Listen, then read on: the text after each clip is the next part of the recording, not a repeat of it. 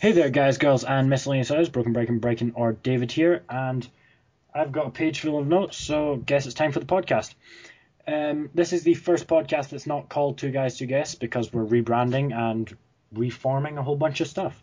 So, with me, as always, is my good friend, Loyal Steed, and cake-loving cohort, Dolby2612. Say hi.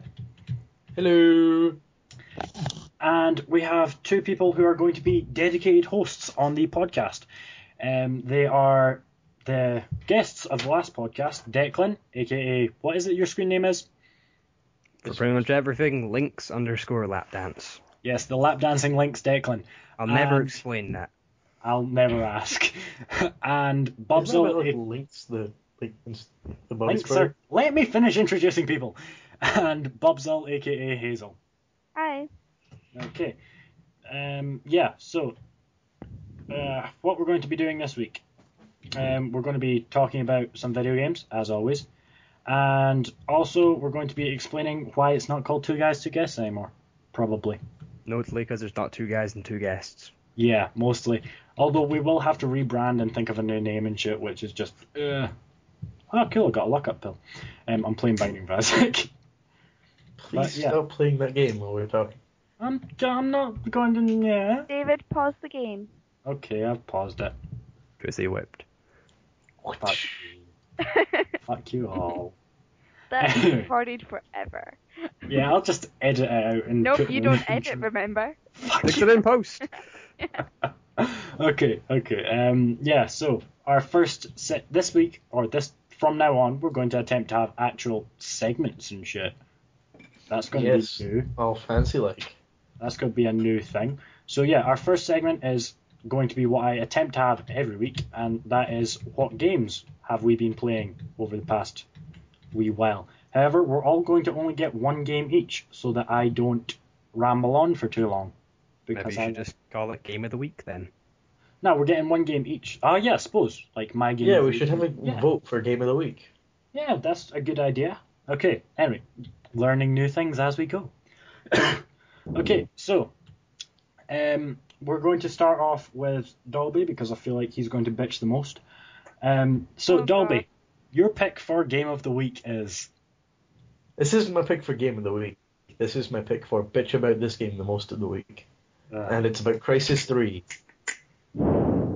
It was... the multiplayer is quite fun, I'll give it that. But it's an okay game, right? It's nothing special. He is, as always, trying to buck the trends of every reviewer ever. The campaign is super short. The bits that I enjoyed were even shorter than they should have been. They added a new feature of the bow, which is completely silent and you stay cloaked while using it. So you think they would have had more sections where it made more sense to use it. But they don't. It's really only when there's cell troopers around, and it's a really annoying thing that they did like that. Well, you got to keep in mind, Matthew, not everyone has to play stealthily. You got to have the game balance that you can play as also a full-on assault guy, or a stealthy guy who's just using maybe melee or guns. Well, yeah, you can have that, but you'd think they'd have it so it's more applicable so you could be able to use it at most of the points during the game instead of just the first third of the game or thereabouts. Then the next bit is you've got to play full assault, and the last bit is you're fighting Seth, so all your weapons are useless except for Seth weapons. Yeah, I've decided we should probably have like a topic called Dalby's Bitch of the Month or something, so where he just gets like half an hour to dedicatedly bitch about a game he doesn't like. So it's his period. Basically, yes. Dalby gets his own period. But yeah, so Dalby is, just to explain to the viewers, trying to buck the trends of every reviewer anyone can think of. Most reviewers are trying to say this game is pretty awesome because it looks gorgeous and has pretty solid mechanics. From what I've seen, I've not actually played the game myself, I've just seen a couple of reviews. Right? A lot of people are saying it's actually like a solid addition to the Crysis franchise. Dalby is saying it's bad because he just wants to be difficult, I think. At least that's my thinking, of course. They gave me a good taste of the stealth, and it's like the whole aspect of the game is there's a new weapon, it's a new thing, your suit is evolving to be better and more Seth-like. You're becoming more Seth-like, and there are Seth that literally hunt people and stalk people from the shadows, and they're called stalkers. So you'd think, why am I not becoming more like them, considering I have a cloak and I'm completely silent? Oh wait, that's right, because the game developers want you to do everything else in the entire game. They gave me the bit that I really liked, and then they took it away like that. I think they just want to let you be able to try everything, because they designed everything. They teased me with it, and then it's forced me to go into the multiplayer after me finishing the 5.5 hour campaign. Let me stress again, 5.5 hours, and that's including deaths. On That what is just difficulty? save file lengths. It took me 5.5 hours to complete the game. On what difficulty? On normal. It might be designed specifically for hard mode, so you die a lot more. Also, The only do you know bits I really died at were because of boss fights that were seriously gimmicky. quickly, Matthew, is there any kind of new game plus mode? Not that I'm aware of. Did you try and start a new game? It just says continue campaign. So It always has a new game option, doesn't it? Yeah, that seems like fundamental. Chapter select, continue campaign, and something else. I'm not sure. See, this is one of the reasons I haven't bought Crisis 3 yet, because I know if I did and I said it was good, then Dalby would disown me and I wouldn't get all the money in his will. Did I miss something? Yes, Dalby's giving me all his money no matter what. Where did you get this idea from? From Jesus. I'm pretty sure I've actually that. Jesus, he told me. He personally said. Where did I get money? You get money. You think Dalby has money? You get money from Jesus, and Jesus tells you to give it to me in your will. You're forgetting, I'm an atheist. Damn Jesus it. is just a bearded man. I think Jesus was actually a stoner hippie. No, he's just the best magician of all time. Anyway, okay, so your bitch of the week, right, month, or year, or whatever, and I'm going to actually make sure this is recording. Yeah, it's still recording. Good. Your bitch of the year is, or week, or whatever. Your little bitch fest for today. Day, okay? You'll probably have something new by tomorrow. Okay, your little bitch fest for today probably. Okay, well. Okay, his little bitch fest for today is Crisis 3. He doesn't like it because it teases him too much. Well, I will say, the hunting mode in multiplayer, that is probably the best multiplayer mode I've played in a long time. You just like the game gives me variety. See, a lot of people... all they do is they tease you with things, and then they're like, we have a variety of things that you can do at the beginning of the game. So when I try and do them at the beginning, you're like, okay, right, yeah, I've got my taste, and then I've figured out what I like the best, and I'm going to try and do that. It's like, okay, you can do that for one more mission, and look, now you don't get to do it anymore. Okay, well, I'm going to buy this game, right? And then, after I've bought this game, I'm going to play through the entire campaign full stealth, just to prove that you can. If need be, I will even record it after buying something. There's a section where you literally become a superhuman, and there's a section where you have to pick up rockets and fire it at an arm, and then dodge out of the way of it becoming a drill and screw you into the ground. Oh, and then there's also a section where you're stuck on a roof with this giant Seth boss that reanimates dead guys and shoots them as lasers at you. How does this make sense?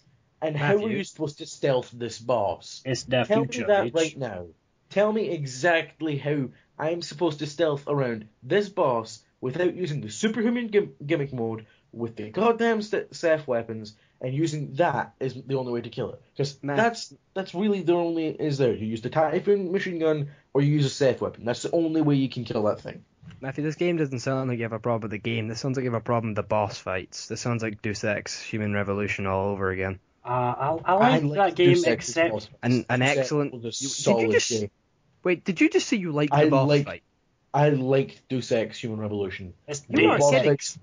Sorry, but it's Deus Ex, not Deus Ex. Is that right? Yes, Deus Ex. D-E-U-S. Oh, it is, yeah, sorry. Deus Ex Machina, Deus Ex Human Revolution was their boss fights were solid tests of your gaming strength at that game. No, they were a solid test of your ability to kill things. if you're No. playing as stealth the full way, then, or if you're God forbid playing as the social one where you get to talk your way through most things and you haven't put much points into stealth or such, then you're fucked basically. That's what I did. I played almost entirely social to get through random encounters, and I ended up getting raped on the boss fights.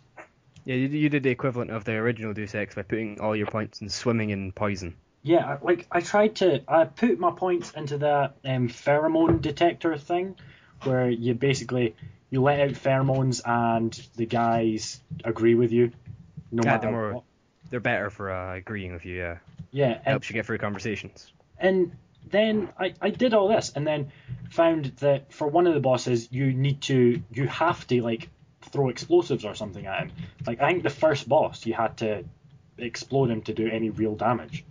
Yeah. Yeah, the first boss was a hard boss to kill because you weren't expecting a boss fight, and it's a new part of the game.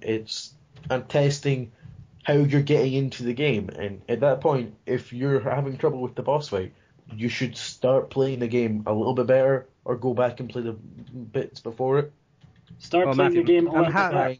Matthew, I'm happy you said that, right? Because just to flatten your whole argument right now, the boss fights were actually outsourced to an external developer. They have no link to the actual game itself. They were farmed out to another external developer and implemented into the game.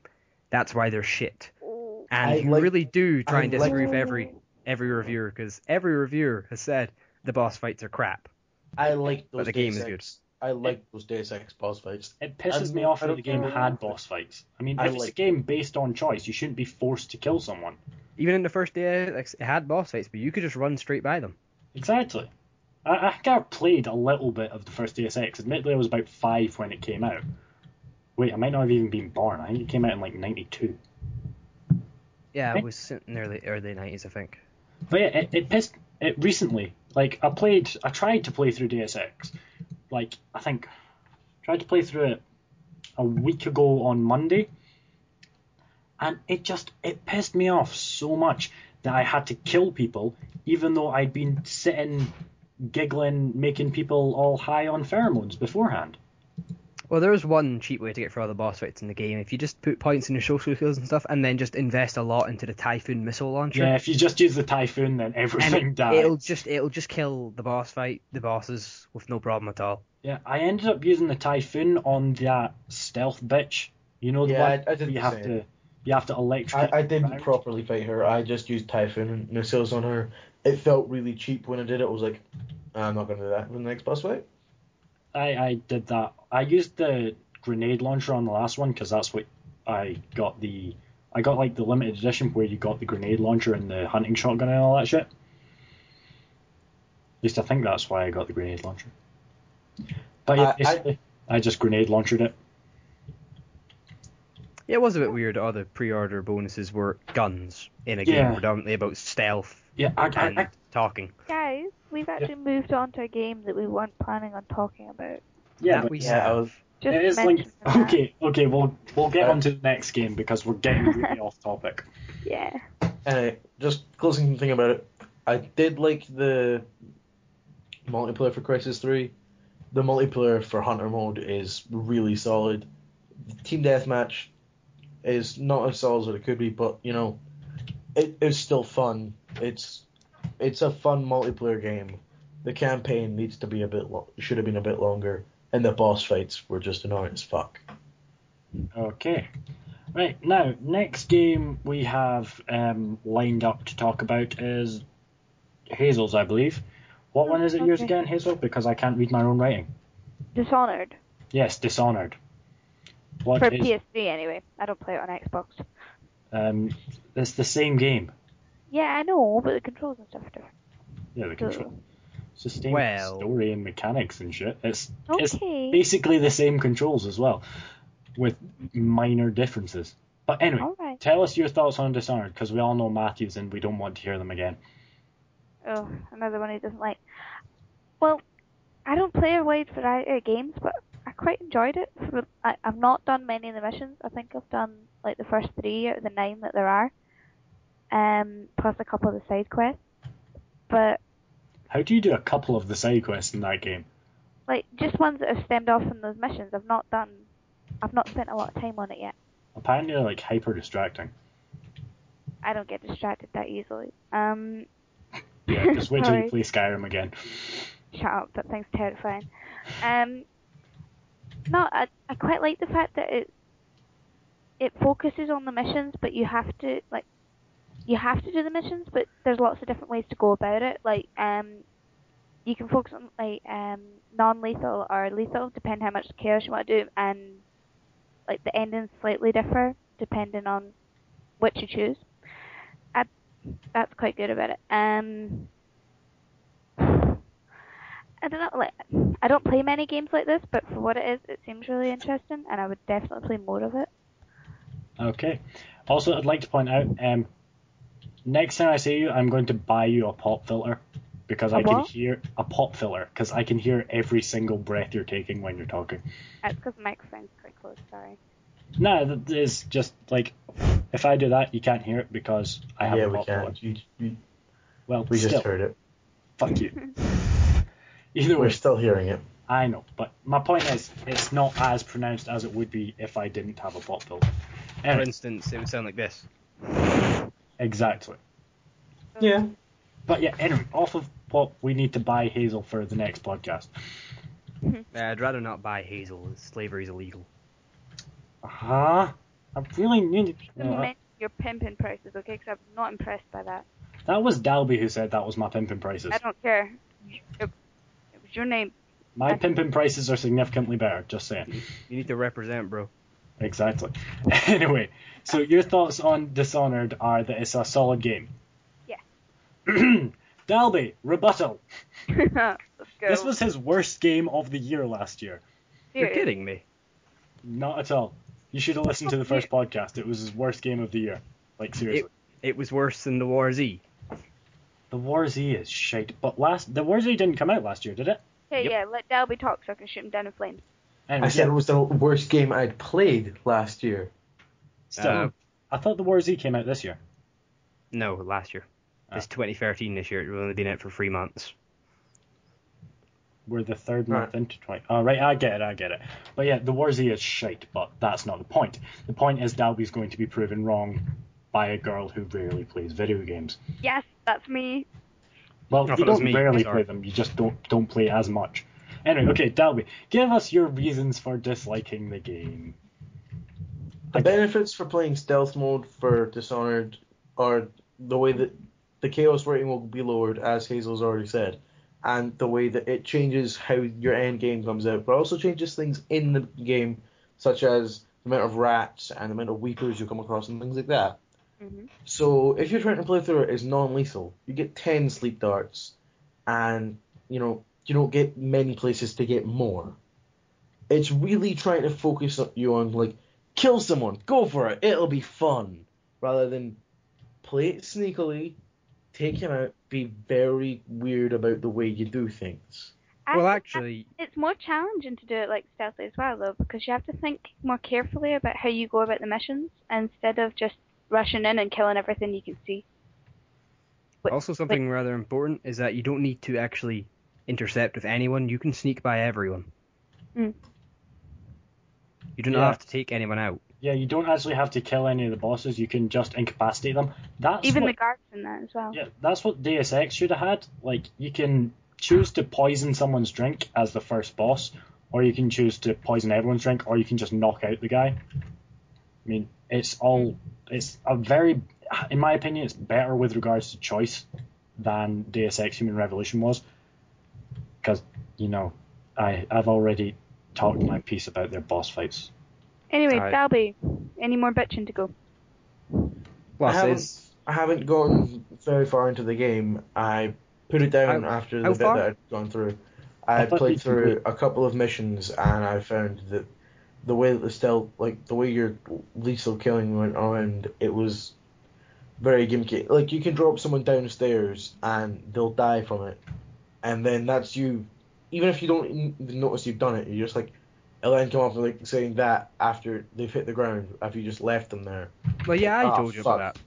I had one of the targets and knocked him out, took him downstairs, and a guard was coming after me. I dropped the body, and he slid down the stairs and died.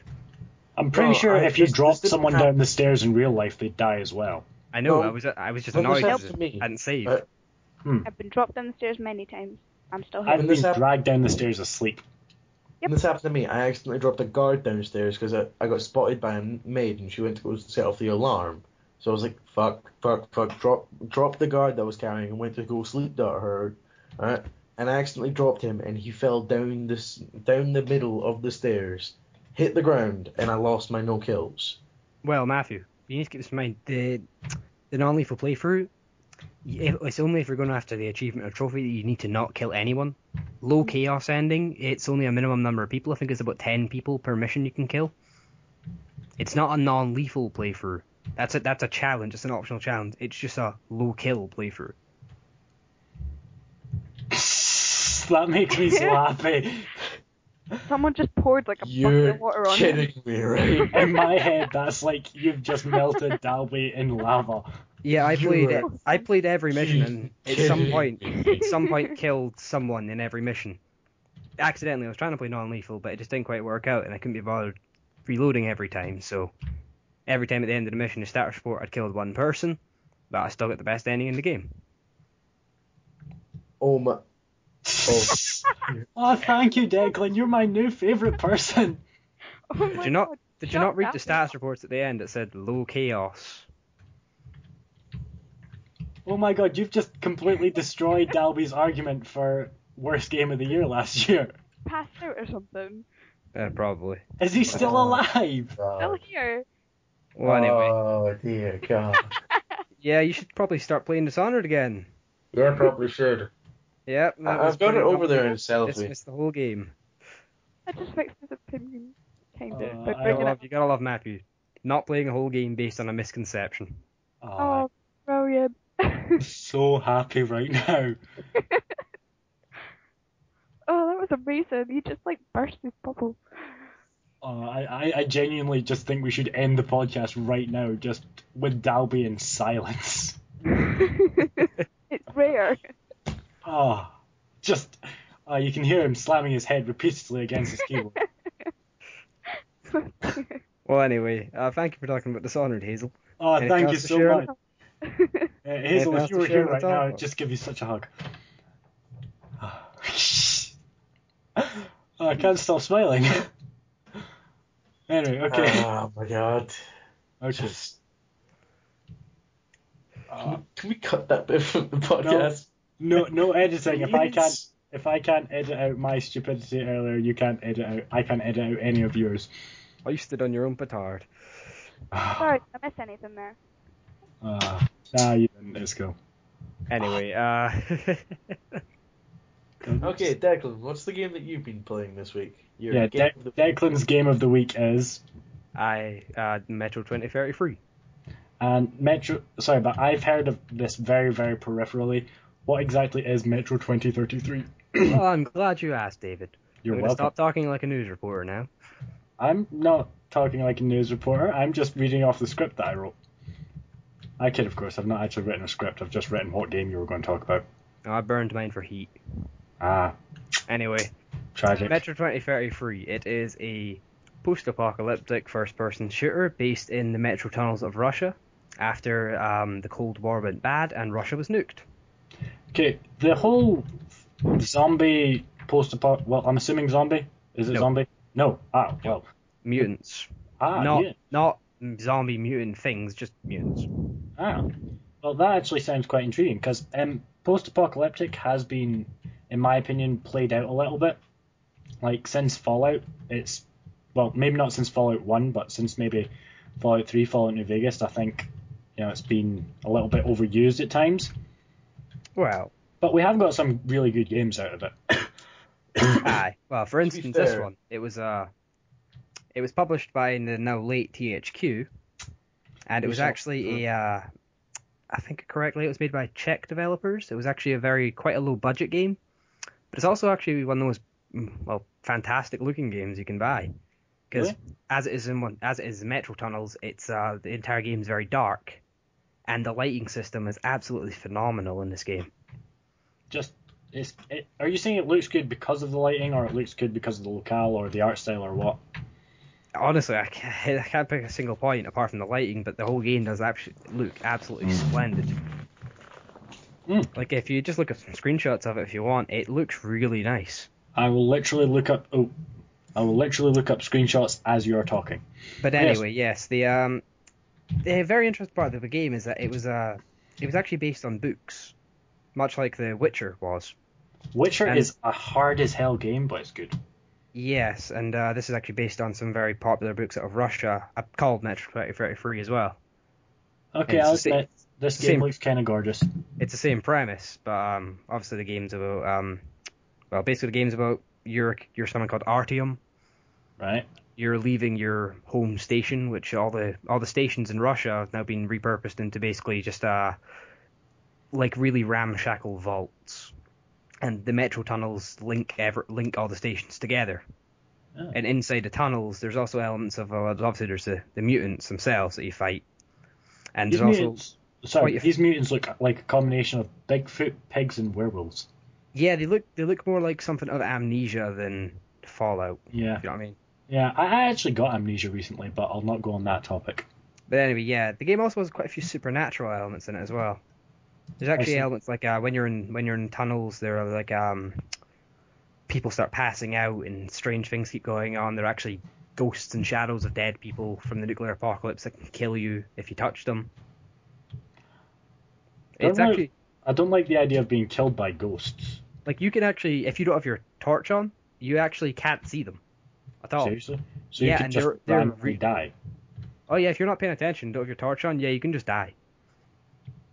This sounds a bit more like a survival horror game than a first-person shooter. It actually is as well, because the really interesting thing about the game is that ammo is money.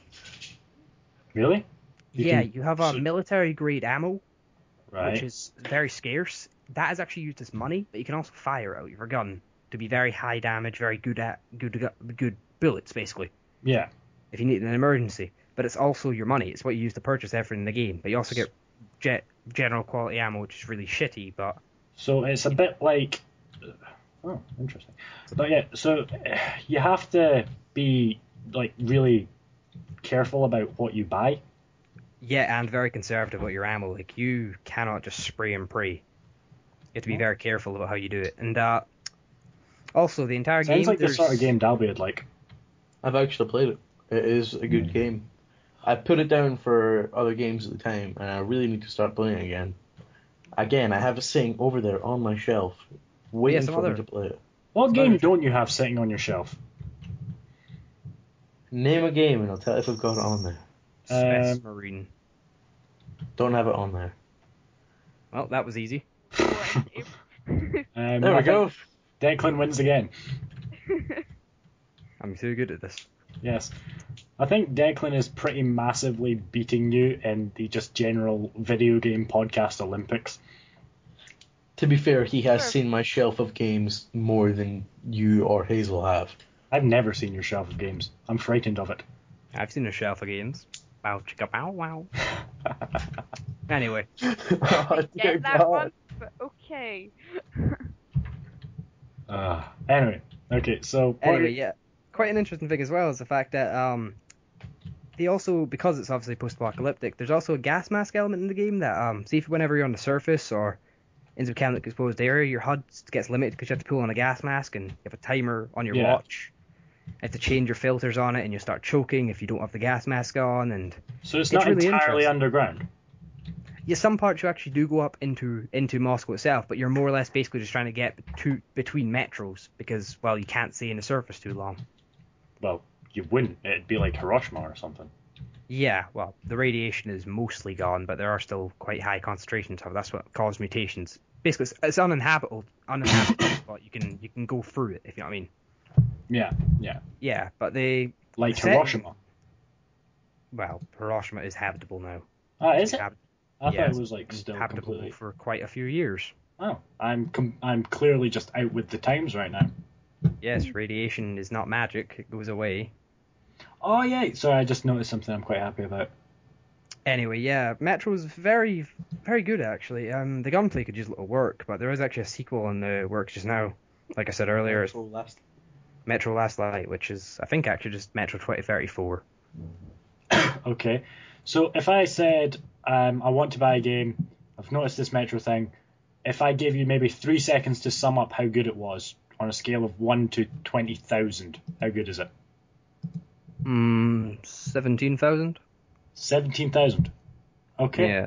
Okay, I can get behind this. I'd go buy a 17,000 game. Yeah. That's about an 8.5. Yeah, about that.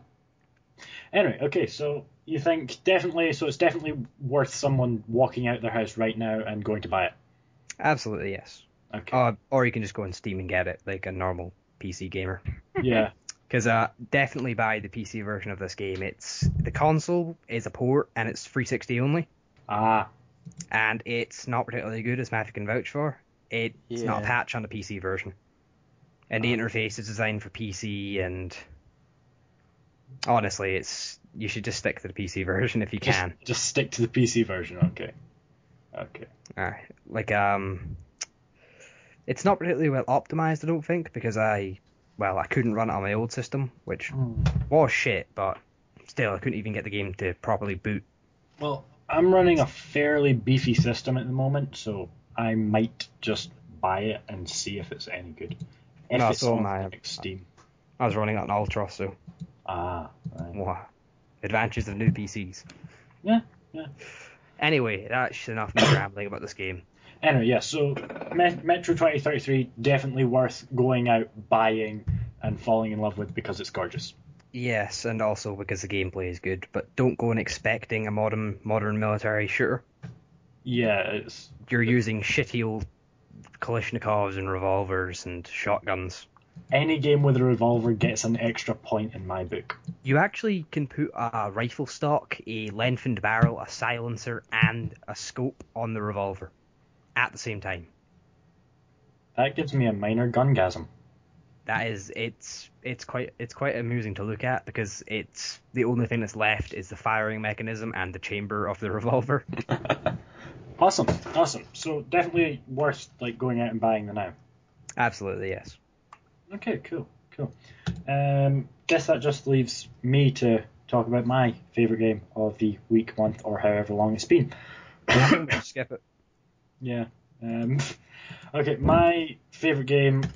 Let's talk about something else. Fuck you. Just fuck you. You guys have all had your little chatty random bit, and I'm going to talk about a game I've fallen in love with over the past couple of weeks. And that's it for news. Let's start our news now, yeah? Fuck you.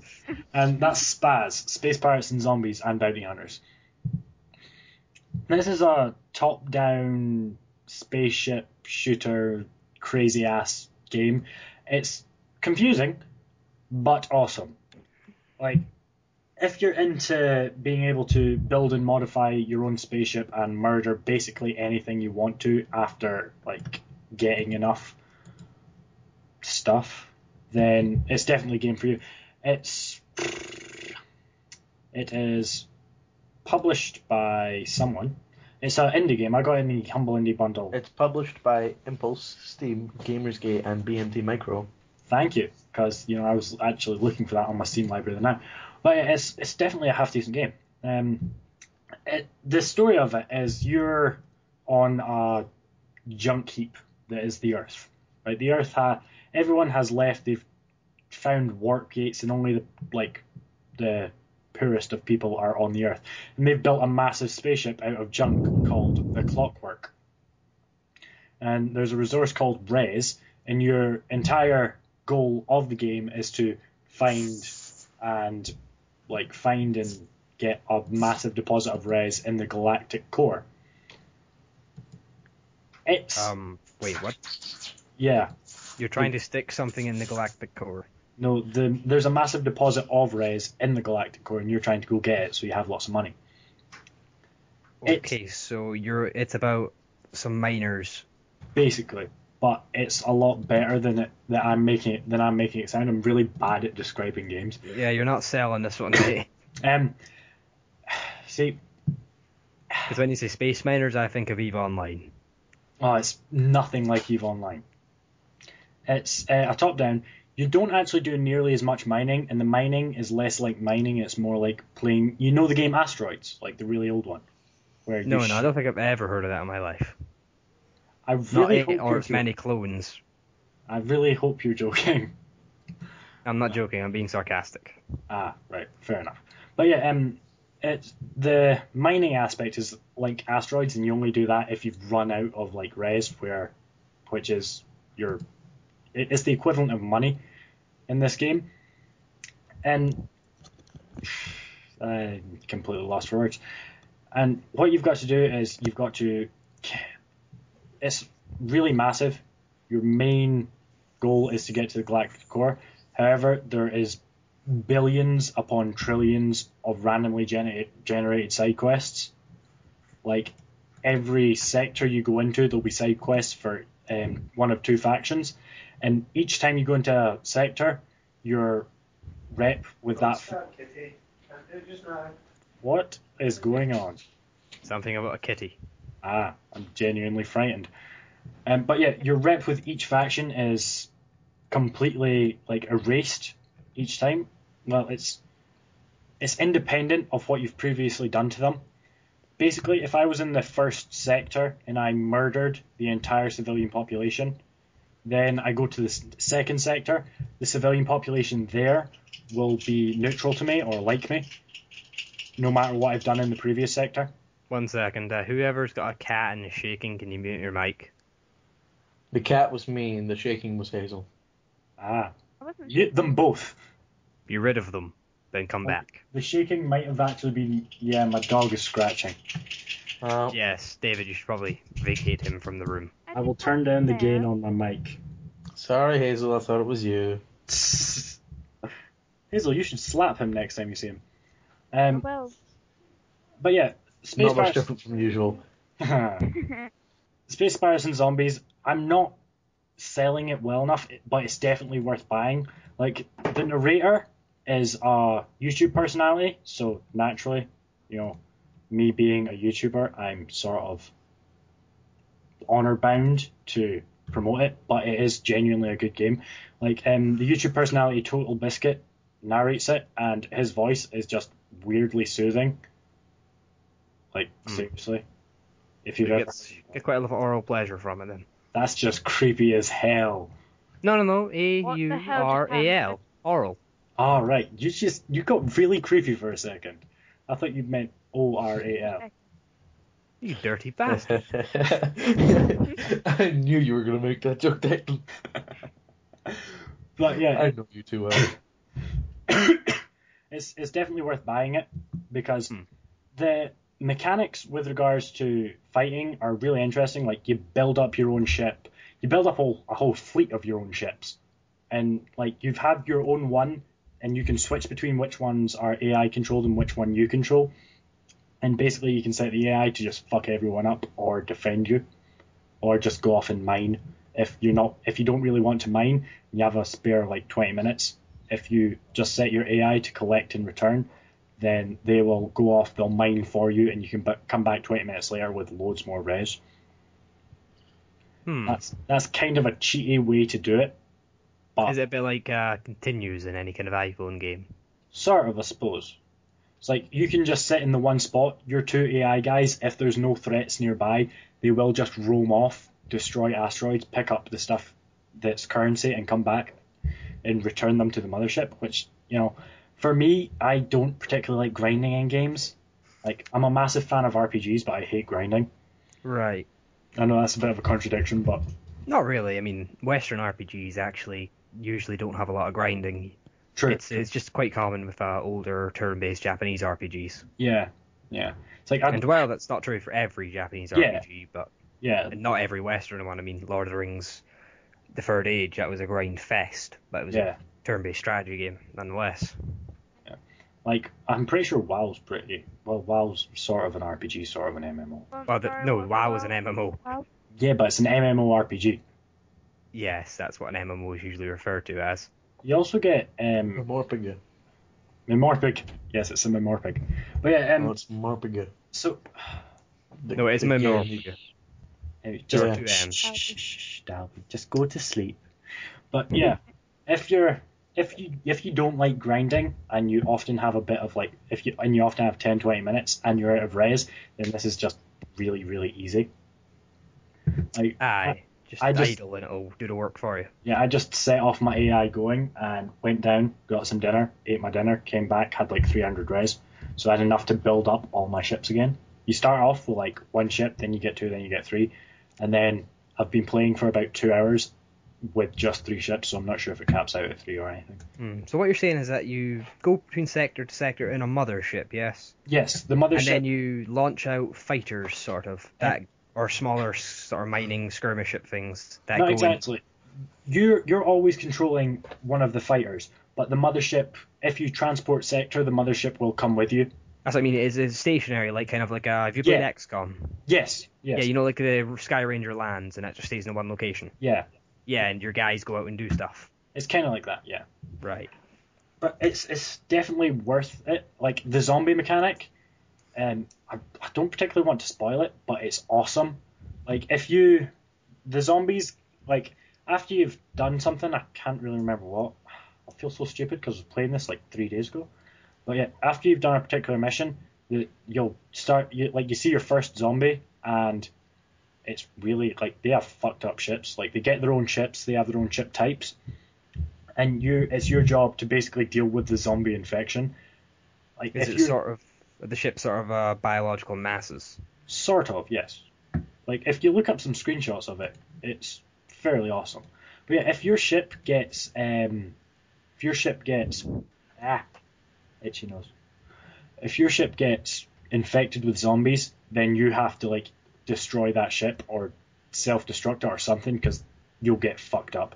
You have to clear up the infection. Like pretty sure you can eject everyone from the ship and just kill everyone in it and still maintain control of the ship. Oh, they do look fucked up. They look like sort of a mix between like a sort of hybrid of technology and organic. Yeah, it's cool. It's cool. It looks kind of like, just to be really nerdy, like the Wraith out of Stargate Atlantis. Yeah. Oh yeah, this is the point where things get nerdy. Yes. Wait, has everyone here seen Stargate Atlantis? I have. Yes. No. She hasn't.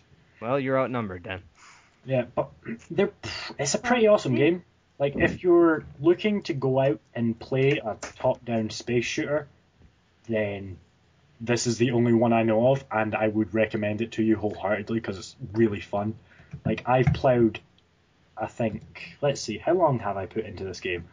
I have put 7 hours into this game. You're fine, much you admit there. That's more than Crisis 3. I've put 7 hours into this game in about 2 days, and it's genuinely a lot of fun. Like, honestly, I'd be playing it right now if I wasn't talking to you guys. So, yeah. I thought you had a job, didn't you? I do have a job. Right, well, you're not very good at it if you have that much time in 2 days. No, but my job's on, like, the weekend. No, he doesn't sleep. That's different. I also don't sleep, yeah. My job's on the weekends, and my other job is technically YouTube. Like, I'm a YouTube partner, I think. I think I'm a YouTube partner. I've just not monetized any of my videos yet. Then you're not a YouTube partner. No, I can monetize them, I just don't. I'm too lazy for that. But yeah. Yeah, it's definitely worth buying. I'd give it, like, out of 10, I'd give it a 7, between 7 and 9, but not an 8. What? For God's sake, man, think about a rating system, okay? 5 is an average game, 1 is a terrible game, 10 is a perfect game. Figure out where this goes. Is it above average? Is it good? Is it great? Is it perfect? It's above average, but not quite perfect, so I'd give it a 7 or an 8. Probably an 8. Just because it's, like, really addictive. Okay. Like, seriously, it's massively addictive. There's a reason that I've been ignoring texts from my girlfriend for the past 2 days. Okay, is it as addictive as FTL? I played FTL for about 3 or 4 hours, and then I started playing this, and it was more fun, in my opinion. But what about Binding of Isaac? Is it more addictive than that? Maybe not more addictive than Binding of Isaac. Okay, then it's not as addictive as LoL either, then. I've not played LoL. Yeah, I've avoided it too. I don't want to get sucked in. Oh, I love that game so much. Okay, I think Matthew just came on mic, but anyway. Right, I'm gone. I'm done with Tanking mid as Garen. I have some memories. You did it like yesterday. But yeah, it's a very addictive game. if you can get into it. Like if you play it for an hour, you'll want to play it for a lot longer. Right. Would you say it's like more of a time waster sort of game? There's not a lot of depth to it. Yeah. See, I know, considering I've played 7 hours of it, that this is a bit like, this sounds like I'm copping out a bit, but I genuinely don't feel like I've played enough of it to give a good enough review. Like, I think I know what you mean. Yeah, like is there a lot of mechanics in terms of systems there? Like lots of new systems being introduced all the time, or is it just like easy to learn, hard to master? I think it's easy to learn, hard to master, definitely. Because like you have most things open to you at the start. You can do everything. You just need to learn how to do it well. you can. There's a lot of unlockables. Yeah, it's got like talent trees. Like, so it's not quite easy to learn how to master. It's the strategy. It's easy to learn, right? It is very difficult to master. However, if you get the base mechanics, and it's the base mechanics that you have to do for most of the game, from what I've played anyway. It's like you fly about in your ship, you mine, you kill things, you do missions, you buy things, and then the zombies add in, and the bounty hunters add in, and you get missions from the bounty hunters. And it gets quite in-depth, but I'm just really bad at explaining games. So your objective is to try and get to a point many sectors in, and along the way you have to go through various sectors which have randomized encounters. Yeah. With enemies, and you have to grind your way through them, gather as many resources as you can, upgrade your fleet until you can take on the final challenge. Yeah, sort of. Only you're describing it a lot more as FTL than it is. But yeah. Because it seemed you're describing it like it's coming across like FTL, but like in terms of premise, but not in gameplay. Yeah, it's a bit like FTL in terms of premise, I suppose. Yeah. It's a damn good game, though, and go out and buy it is my suggestion. Or stay in and get it off Steam, because I don't think it's in this Humble Indie Bundle. You mentioned it's quite an old Humble Indie Bundle, didn't you? I think this one was Humble Indie Bundle 5. That was a while ago, then. Yes, it was ages ago. It was the second Humble Indie Bundle I started. Well, I didn't start it. I paid. Yes, second. The second one you bought. It's the second Humble Indie Bundle I bought. There we go. Yeah, but yeah, it's definitely worth going out and getting. Or staying in and downloading. So that's a buy from you then? Yeah, definitely buy it. Dalby, what do you think anyone should buy Crysis 3? Just yes or no? For the multiplayer and the hunter parts of it, yes. Okay. Declan, you've already said you should buy Metro 23 heartily. 2033. Yes. It's not 23. Yeah. 2033, yeah. Well, it's quite an old game now. I think it's a couple of years old, so it shouldn't be too expensive. It'd be cheap as hell on Steam. I just checked the price on Steam, actually, yeah. And Hazel, do you think people should buy Dishonored? Yeah, definitely. Definitely. So, all of the games mentioned so far should be bought. It's a tenner on Steam. It's a tenner on Steam. Fuck, I'll buy that right now if it's on Linux. Sometimes I just hate using Linux. But yeah, okay, we're going to take a short interlude, probably about 30 seconds for you guys. For about us, it'll be 15 minutes. And we're going to come back with the next topic.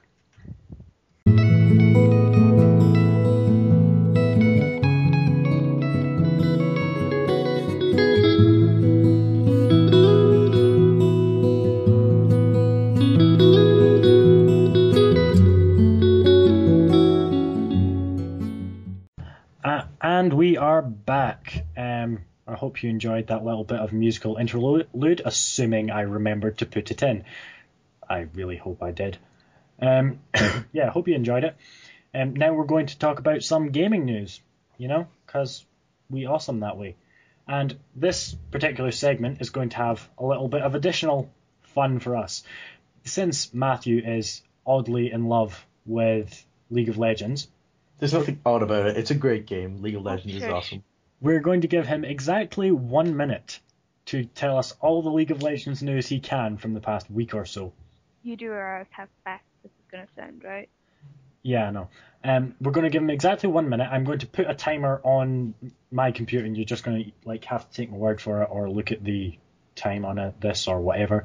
The Anyway, call time, Muppet. fair point. But yeah, you're going to have exactly 1 minute to tell us all the League of Legends news that you can. Okay, Dalby? Okay. Okay. Starting now. Okay, well, they revealed a brand new character today.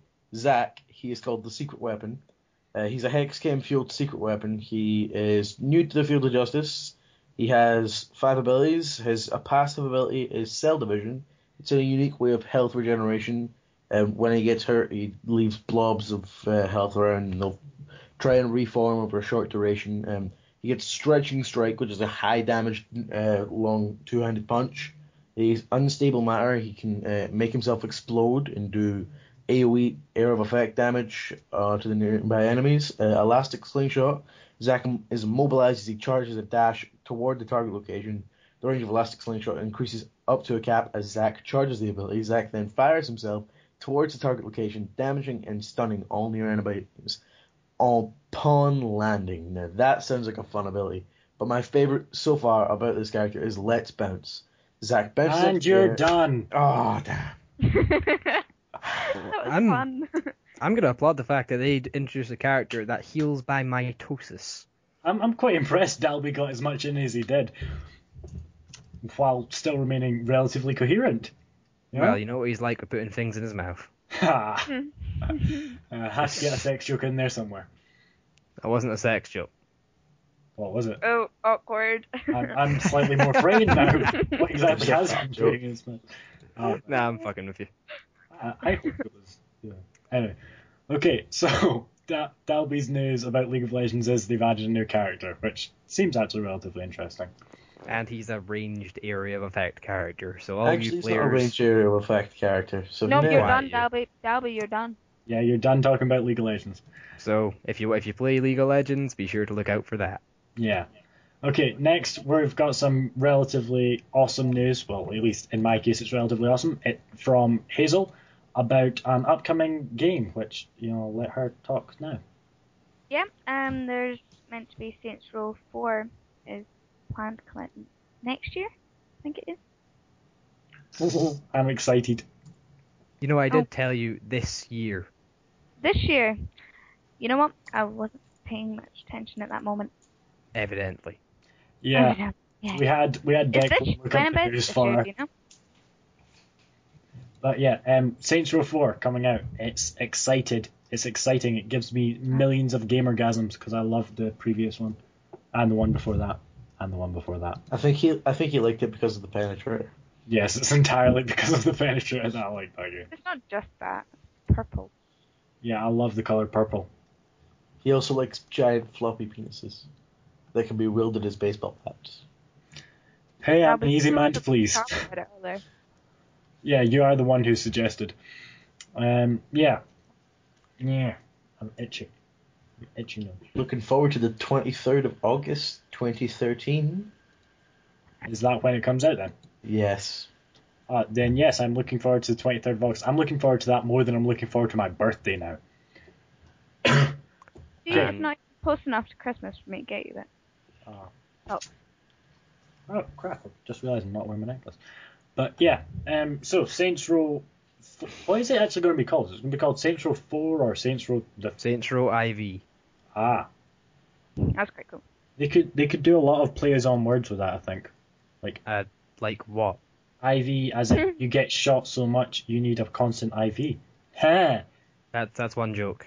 And the next open world installment of Saints Row, Deep Silver Volition, continues the story of the Third Street Saints by elevating their status to the highest level, the leaders of the free world.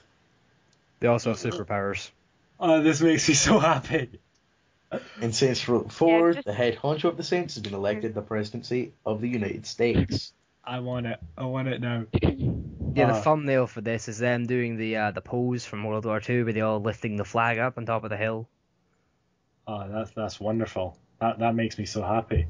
That makes me happier than it should. Makes you happy in your shorts. Yes, it makes me happy in my shorts, even though I'm wearing jeans. So nah. Well, I hope you're wearing boxers. Of course, because that's totally what I do. That or else we all know David just sits naked while he's recording. Yeah, I just sit naked recording. He edits naked as well. Yeah. It's in case one of the little kids walks in. What people don't know is that during the podcasts that are on YouTube, at some random point throughout the podcast, I've spliced in a single frame of hardcore pornography. What? By doing that, if someone wants, they can now go flag the video and get it taken down. Only if they can find it. Actually, David, no. you're lying They can just flag the video. Yeah, but I still have to put the image on. Dude, you're so making that up. Of course I am. I'm not just going to put one frame of hardcore pornography onto the video. No, just if he was gonna, more than that. If he was going to do it, he'd do it properly. I'd put about Just use one of his many libraries of homemade hardcore pornography. Of course. Homemade? I don't remember any of that. It wasn't you. It was probably the little kids from last week. Fuck you. Seriously. They're my cousins, you creepy bastard. That's too far. Yeah, just a little bit. But yeah. Okay, so Saints Row 4 coming out this year in August. Very excited about that. Okay, Declan, you have lots of news for us today. Yes, some extraordinarily bullshit news from EA. What's EA saying? Here's the direct quote from their what's it? Anyway, he's what's he called? Company's chief financial officer had this to say: "We are building into all of our games the ability to pay for things along the way to get a higher level, and consumers are enjoying and embracing that way of business. In short, in all future EA games, they will be including microtransactions." Fuck right off. I mean, seriously. And just to top it all off, there is no offline mode for SimCity, the new EA game, which also had massive amounts of server problems, a la Diablo 3 on launch. Yeah. And since it's a persistent online game, you cannot play it unless the servers are up. Yeah, that annoys me. And like I said, no plan whatsoever for an offline mode. Yeah, I'm going to read out a tweet because I was searching for EA's Twitter to see how they'd explain it. Right, and this is a tweet from Pete Cashmore. Don't actually know who he is. However, it sums up basically what you're saying rather perfectly. Trying to play SimCity offline? You're doing it wrong, says EA. Basically, they're not letting you do anything offline. That pisses me off. Yep, because it takes the idea of just buying a game on Steam, which you rent a software license for. It takes it to the next level if you don't even do that. You're just renting the game for a little while. Yeah. Whenever they want to. At any point, they can shut the servers off, and that's it. You cannot play that game anymore. Yeah, this is the inherent problem with DRM games. In a few years, you'll never be able to play this game. Yeah. If EA, heaven forbid, goes bust, then they'll be just impossible. It'll be impossible to play that game. And SimCity, like it or not, is a very big franchise. I'm not a massive fan of it myself. Actually, by most reports, the game is excellent, but yeah. it's a service that is just absolutely abysmal. If EA goes offline, a lot of people are going to be left without a game they've actually spent money for. However, if they go out, they bought a disc of the game, then they still have the disc. They'd still probably be able to play it, I think. Though I'm not even sure if they produce disc PC games anymore. That's just. I don't know if they do. Do they? I don't think so, and that makes me sad.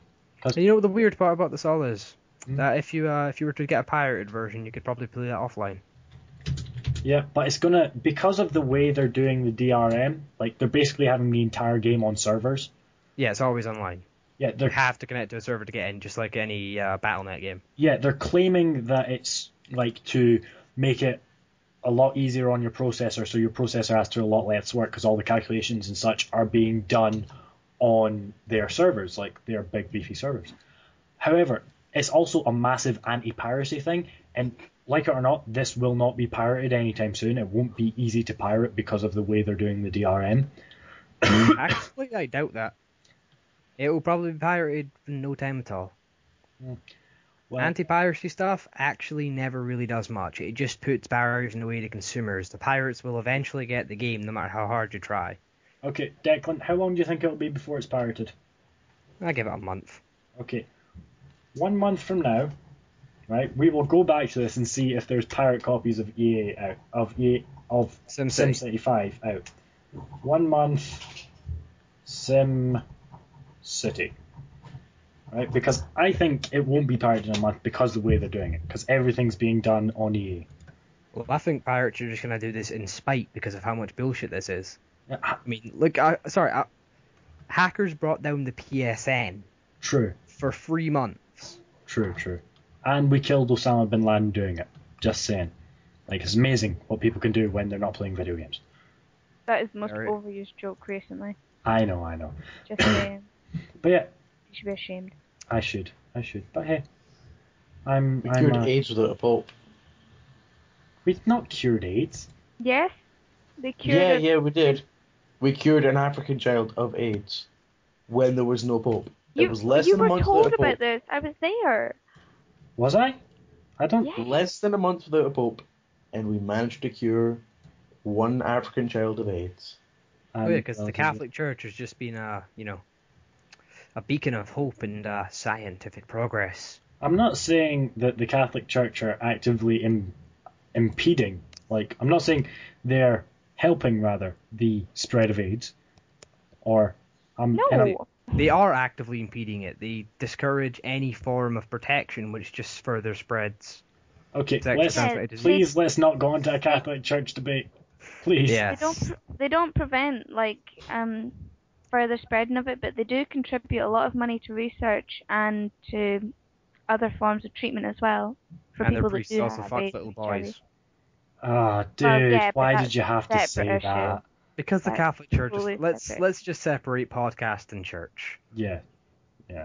Okay, but yeah, we'll do a separate. If need be, we will do a separate segment entirely upon the Catholic Church.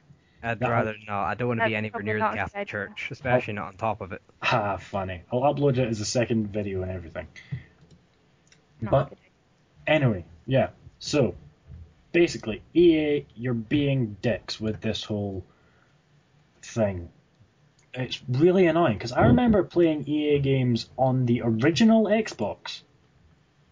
I think. Was it the original Xbox?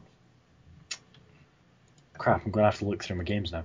But I remember playing games that had the whole EA Sports that's in the game logo, and I remember playing, I think, Munch's Odyssey. Was that an EA one? Munch's Odyssey? That's a Oddworld game, isn't it? Yes. I don't think that's EA, is it? I think that's Activision, for some reason. See, it sounds like it could be. But yeah, EA is pissing me off because I remember playing some good EA games that I could play single player. Like, hell, even now I could go onto Steam and play Shank single player. Right? But it annoys me that EA seem to want to milk every little bit of money out of their consumers. Like, I mean, sure they are. Sure they are consumers, and being consumers, they should expect to be milked. But not literally. Sorry. Well, unless it's Japan. Unless it's Japan. Oh god, we're gonna get. Thanks, Japan. We're gonna get so much hate because of that. Everyone's seen anime. That's true. Well, more specifically hentai, but that's not the point. Please stop. But yeah, but now since EA is doing this whole entirely online, everything has to have tiny little microtransactions, people are just eventually, I think they're just going to get sick of it and stop buying games. At least that's what I hope will happen, and a slightly less evil publisher might take them. You know? Well, the thing about EA is the fact that they can bankroll massive projects, put a lot of advertising into projects, market the games extremely well. Yeah. And when they get developers, they buy developers. They make them sign contracts. They have to stay with them, make games for them. Yeah. And the publishers get final say within games. They don't get creative freedom unless EA gives them it. And that in turn makes it not creative freedom. Yeah, so think about Dead Space 3 for a minute. That game has microtransactions, same with Dead Space 2. Does it? Yeah, Dead Space 2, you could buy the guns, you could buy... I didn't even know that. Since I play it on PS3, I typically play it offline. Yeah, well, you can... Like, if you play that game just now, you go in, there'll be a bunch of... if you get, like, I think a Game of the Year edition or something. Yeah, Game of the Year DLC. editions are cheaper than... There'll actually be bonus guns and stuff in it. Really? Yeah, and I can see you're playing The Binding of Isaac. Don't pretend like you're not. I started to play it, but then you caught me. I've stopped playing it now. I'm going back to looking up news. Damn it. How can you see me playing The Binding of Isaac? Because it's Cameras. pops up and tells us. Oh, yeah. Fuck, I forgot about that. I need to play something off of Steam. Damn Or you. just go into offline mode. You can do that? Yes. I didn't even know you could do that on Steam. Steam, go offline. Where? The Steam I see it now. I top. see it. Go offline. How long have you had a PC? I've had a PC for ages, but I've only had Steam for like 3 weeks. Really? Yeah. What the fuck were you using before? I was downloading the game and playing it on my computer. Typically through Wine because, Windows has the monopoly on computing games at the moment. Oh yeah, because you're on Linux, aren't you? Yes. Linux, so I have to download it and play it through Wine or some other emulator. Alright, anyway, do you want some more news? Yeah, we'll have another bit of news from you and then I'll do my bit on indie news. Okay, you got a choice. Do you want a new release or do you want a story? Oh, let's go for the story because we've had a new release already. Okay, the story... Oh, shit, I just lost it. Can you do your indie news while I try and find this? Sorry. Okay, I'll do my indie news. Okay, I've found a little bit of indie news, but due to the fact that it's indie, it's like difficult to find. But there are some dedicated sites.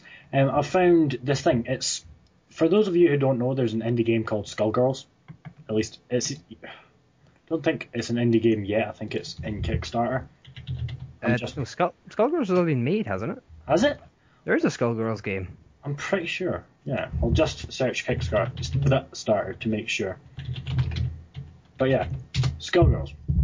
Right, Skullgirls has reached its stretch goal for a big band DLC character. So basically, Skullgirls going to have downloadable content, I think. If you like that game, I think. Yeah, Skullgirls is already out. Yeah. It's a 2D fighter game. 2D fighter.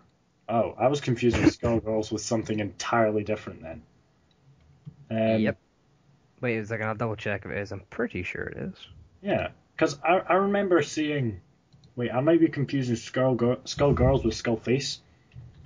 Yeah, Skullgirls is the one with the 16-year-olds and the sort of weird young girl characters. That sounds like most Japanese games. They have like... Thanks, Japan. I love that every time we mention Japanese games or Japan, Dalby will just go, thanks, Japan. Wait, here's the stats it gives you as essential data. Age 16, birthday, blood type AB, height 5'4", and measurement 34C2439. Hey, they know their target demographic. Yeah, What the right. hell? Yeah, measurement is in... Well, yeah, measurement. Like physical measurements. Thanks, Japan. Absolute. Just thanks, Japan. Okay, well, the overview of the game is Skullgirls is a fast-paced 2D fighting game developed by Reverge Labs and led by tournament champ Mike Z. Zaymont. So, and yeah, okay. And the artist Alex Strangeface Ahad. There's a strange emoticon on the website that I couldn't even begin to describe. But yeah, so it's a 2D fighting game, basically. It features the most frames of animation per character of any fighting game, hand-drawn at high resolution and enhanced by real-time lighting courtesy of a powerful 3D engine, even though it's a 2D game. But yes, back to the news. They've reached their Kickstarter stretch goal for a DLC character. As of today, I believe, according to this website. This website is indiegames.com, so, Sorry about that. fairly safe to say their news is relatively okay. I've But got yeah. a little bit of indie news if you want that as well. Yeah, sure, go on. Richard Garriott, I don't know if you've heard of him before. Oh, you just beamed it. I just went it. He's a multi-millionaire astronaut game developer. Okay, Who's from Britain. Awesome. He sounds Lord. awesome. Called Lord British. He made Ultima, Yeah. which is the sort of father of RPGs, at least Western RPGs, and he's got a Kickstarter which has, I think, already got past its goal for Isn't a new. it called Shroud? Shroud. Yeah, Ultima Shroud of the Avatar. Well, it's not Ultima, is it? No, it's just Shroud of the Avatar. Yeah, it's his new game. Shroud of the Avatar, Forsaken Virtues. It's got 22 days to go, and it's 9 times its 100,000 goal. Yes, like I said, multi-millionaire astronaut. I'm really not joking. He is an astronaut. Lord British.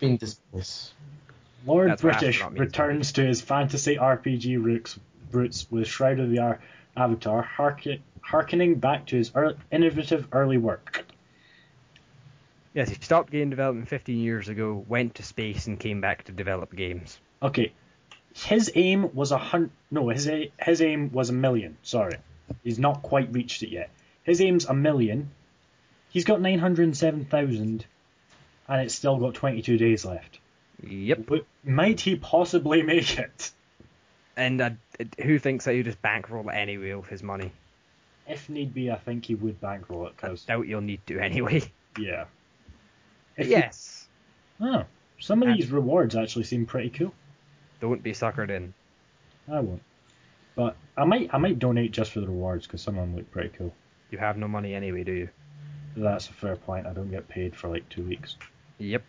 Anyway, since moving off depressing payments and the other two people who don't get paid whatsoever. Yeah. Anyway. Let's move on to a good little bit of news. Does anyone here like Nintendo?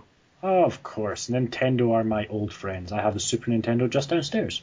Does anyone here have a 3DS? My little sister does. Funny. No? My little sister does. Just saying. Alright, well, anyway, Nintendo are being sued because the 3D display technology they use in their 3DS was actually invented by a Sony employee. Seriously? They're being sued for that? They're being sued by the employee for $30.2 million for patent infringements. That's fucking mental. Well, he invented this technology, and Nintendo clearly just used it without paying him for the patent fee. I suppose it's understandable, but still. It's not understandable. It's completely fair. They just completely stole his technology. Yeah, but I'm tired of people like this happens with Apple fairly constantly, from what I've seen.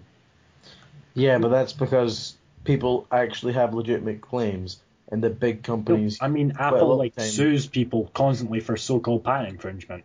I'm tired of seeing big companies suing each other because they're using. No, Sony isn't doing it. It's one guy who works. He's a former Sony employee. So this guy on his own is suing for $30.2 million. Yes.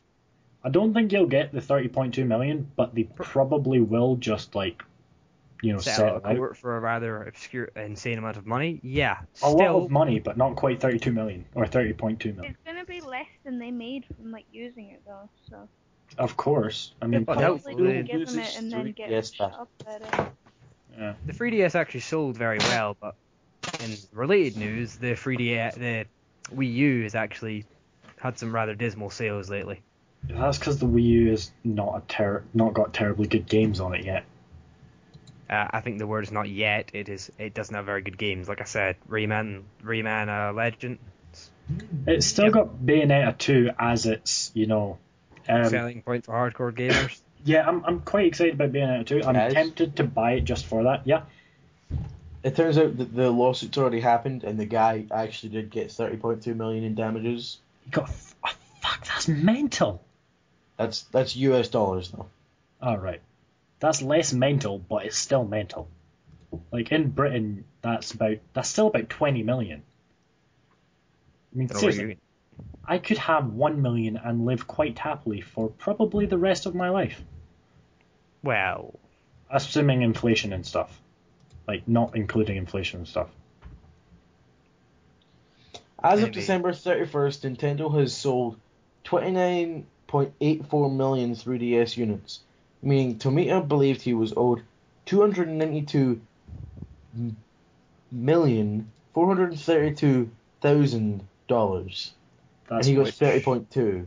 Which is fair because, well, if you design technology that's integral to the basically device, the selling point of that device, and he invented it. So you have a point.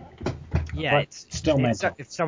If you spend years of your life trying to design a jetpack and then somebody comes along, steals it and sells it and makes millions off it, wouldn't you sue them for damages? I would probably, but that's just because I've grown up in a very sue-centric society.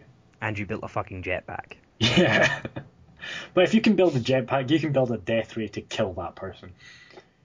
That doesn't get you your money back, it just gets you in jail. That's true. Okay. Anyway, just finish up here?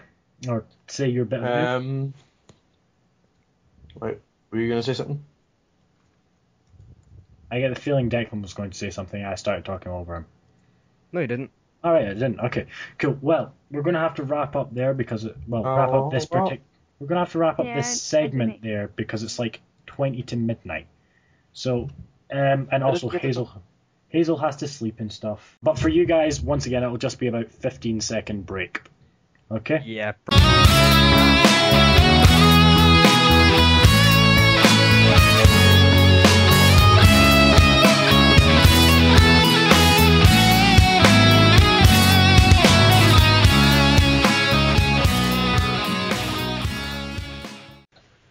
Okay, hope you enjoyed that little bit of, I'm not entirely sure what music we're going to put in there, but it is going to be, some pretty cool music, and I'll have a link posted wherever it is I post the links.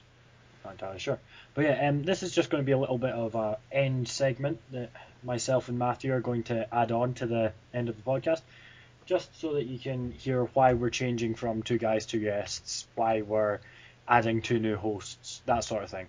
And what the new name of the podcast is going to be, if we can ever think of one. Though we have to talk to Declan and Hazel about that. Yeah, I think we've already got one that's good. We just need to pretty much put it to people. Yeah, we just need to put it to them. If they like it as well, then that's what's going to happen.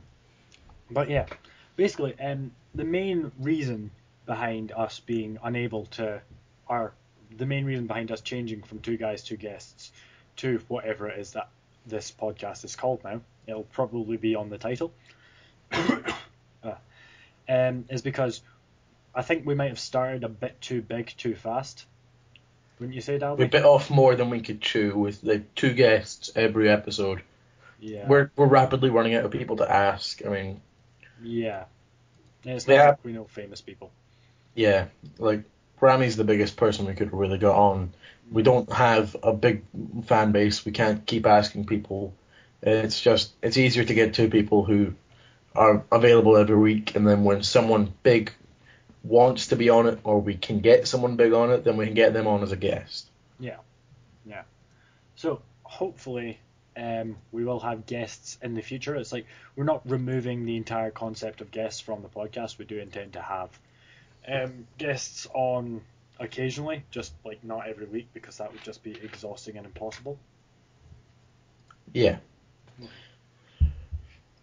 That makes me happy. But yeah, so we've decided to change from 2 guys, 2 guests to an as of yet undecided name.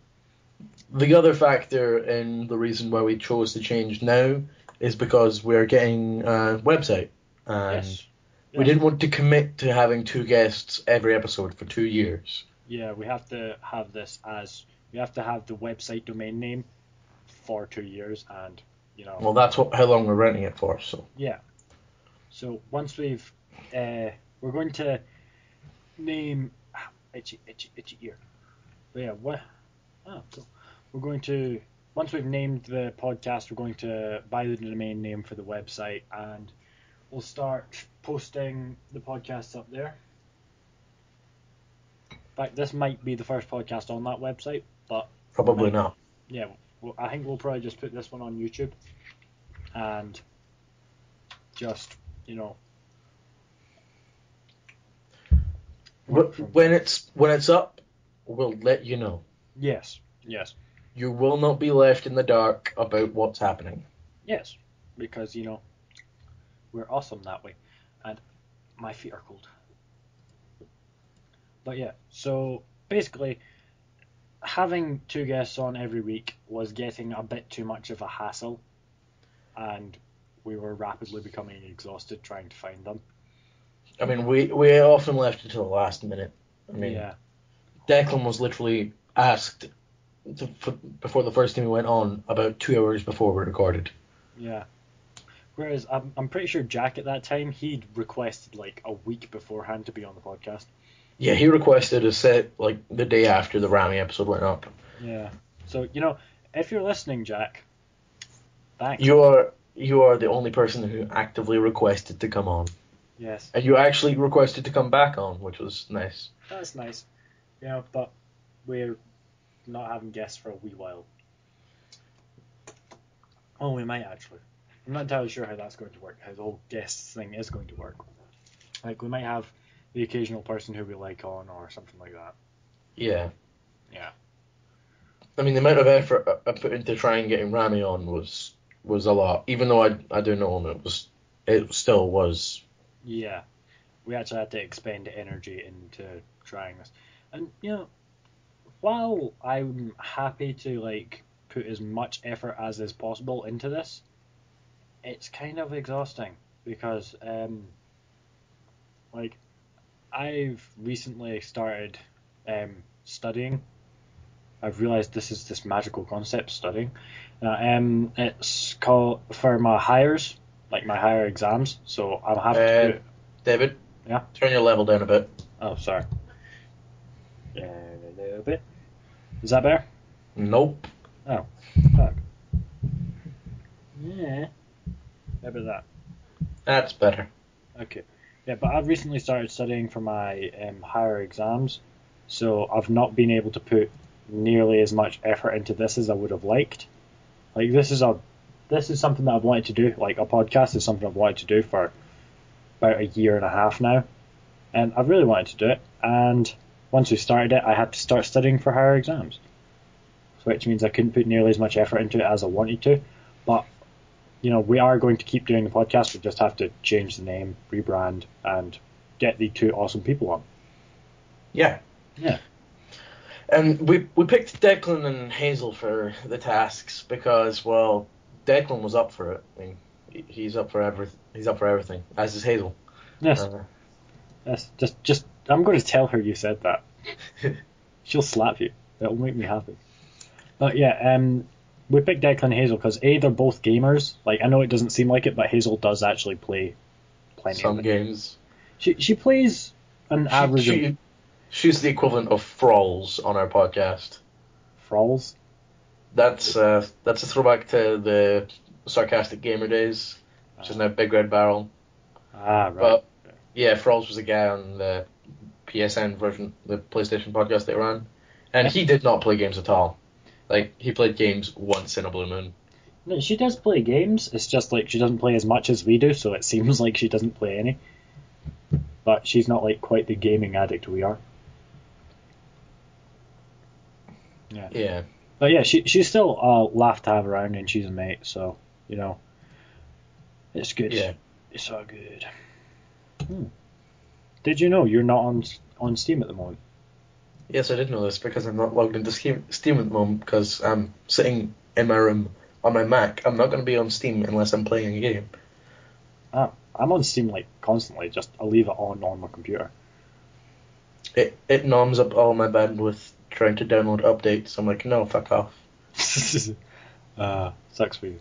But yeah, so that's basically the reason why we're rebranding and adding a couple of dedicated hosts. Because while Dalby and I, we are doing the large portion of the work, like getting the website. I do the recording and editing.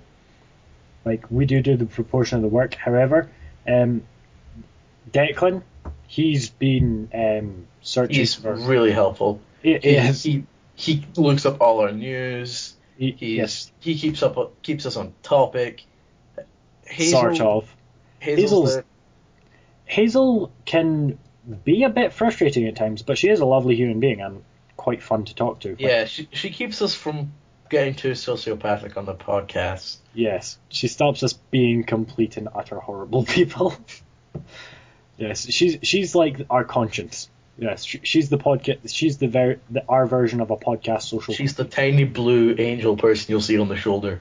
Yes, whereas Matthew, Declan, and I, we're all 100% devils, wings and pointed tails and everything. Devils don't have wings. We just float. We just float. We float with pitchforks. Yeah. But yeah, so Hazel's sort of like our social conscience. Declan, he'll get us news, or he'll like as far as I know, depending on the song that I choose, he's probably chosen what you've been hearing between sections, like that wee 10 seconds. Like I think last night he sent me a heavy metal version of Skyrim that I might put in, or I might put in one of the ones you sent me, Dally. I sent you 3 awesome ones. Like the 2 ones from Doom are awesome. I've heard one of the ones from Doom. And the Deus Ex one is great. Wait, actually, I might have heard the Deus Ex. The Deus Ex one is like, what do you want? You're just a machine, is the way it starts. But it's a really good song. Probably my favourite one is the Doom Troopers one. Cool. I've never heard of the game Doom Troopers, but it's awesome. It is a Doom game. Yeah. Probably barely anyone's played it. But that song is fucking amazing. Anyway, yes, so back onto topic. See, I'm having to be Declan at this point. It's just, I have an appreciation for his ability to keep us on topic. Like, even though we do off on tangents a lot. He did get us onto that Deus Ex tangent. Actually, I think you'll find that was you that got us onto that Deus Ex tangent. No. I was talking about boss fights in Crisis 3, and he went, you want to bitch about boss fights? Deus Ex. I was like, I actually like the Deus Ex boss fights, thank you very much. Okay, you have a point, but let's not argue about this now. But yeah, so that's the reason we're rebranding, adding hosts, like because they do a lot of the work that we don't want to, in that they keep us on topic. Declan finds us news, Hazel stops us from killing anyone. They make us be organised. Yes, more organised than we are, anyway. Not tremendously organised. I tried to get us organised in the first episode, and it just went downhill. Yeah. But yeah, they're really helpful people. Like, Declan will find us music or news or something like that, and I'll add that into the podcast, and he'll keep us on topic, and Hazel will stop us bitching and whining too much. And no, she won't. I'll bitch and whine all I fucking like. Thank you very much. You'll bitch and whine because that's who you are, and it's lovely. I wouldn't say it's lovely. Yeah. I'd say it's me. But yeah, this needs to be a pretty short segment because we're just. 1 second, I am being shouted, so that'll be entertaining the people. So yeah, how are you guys doing? We're thinking about having a poll on the podcast names. So far we've got 3 that we really quite like, and we're just going through trying to find a couple more just to put them to people and like see which one people like best. So far there is one clear favourite, and then there's one that people keep saying, why would you even bother mentioning that one? But we quite liked it. I'll tell you the one that people haven't liked so much, which was Dead End Gamers. Like Dead End Gamers podcast. I quite liked it. It has a certain ring to it. It's sort of like it's the last stop you'll make for news. But other people always consistently go a different way with whatever title I mention. Like, I brought up Black Hole Gamers to some people, and they instantly went, so, gay porn podcast? Yeah. Another one that I've put to some people is Gamers in the Midst. That one I quite like. It's not the one that everyone's been raving about. That everyone else prefers, but so far that one's doing okay out of the ones that we've suggested. I came up with a lot of these with my friend Mark Bauer, just sitting while he was sanding down his guitar. That was a fun day. Good way to spend a Friday morning. Or was it a Thursday morning? I forget.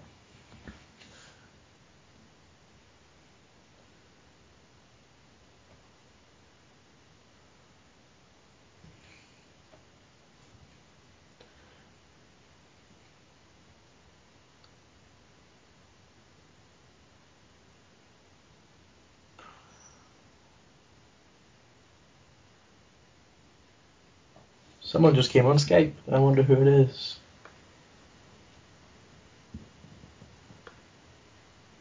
You know what we should do? We should get my friend David in here just to fuck with David.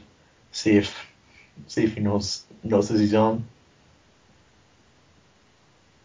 It'll really piss him off, but nah, I don't want to do it. Nah, fuck it. Piss off the guy who's recording. Not a smart idea. So I'm just gonna start googling some stuff. The one name that we really do like, I'm not ready to give out just yet, because I don't want people going, that's quite good, we'll go buy the name. The domain even. Because it's a free domain at the moment, and I'm just like, I'll keep that aside. It's nice. We kind of want that. It's the one that me and David are both like, that's actually fucking amazing. It represents the totality of gamers, like the way that we all act, how we're literally procrastinating and wasting time, but also actively describes the four of us who are in the podcast.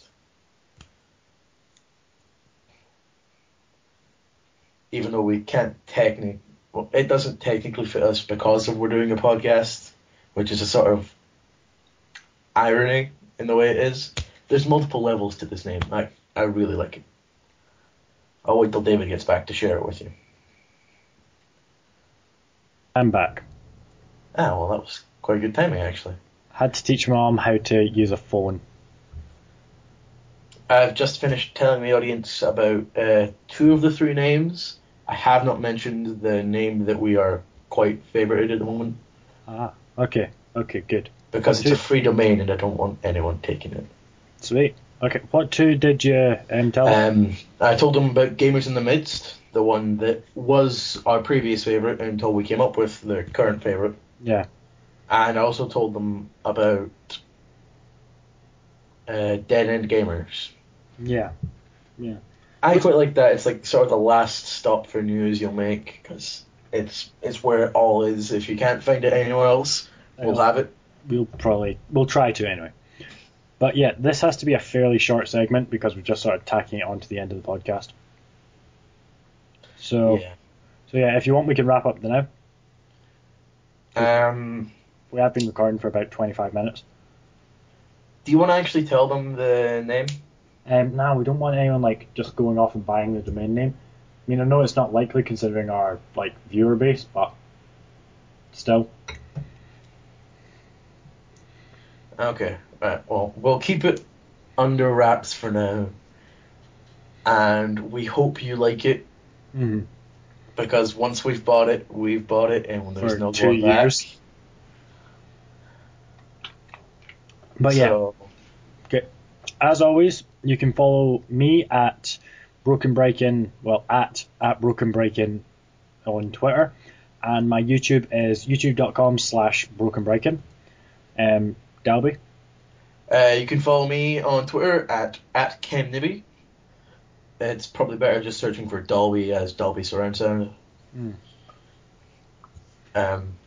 Also your YouTube. My YouTube is a URL which I probably don't remember. I'm pretty sure for that.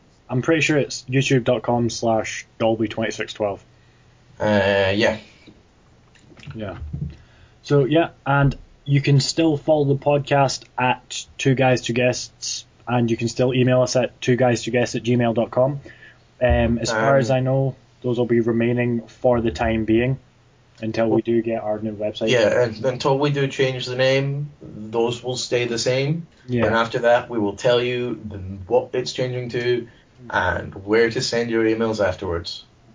And next time we talk to you, it'll be with our other 2 co-hosts for basically the rest of time. We will be podcasting till the day we die. In fact, that's what I want my last words to be, just signing off a podcast. Yeah. Anyway, talk to you guys next time. That'll be Bye. Bye.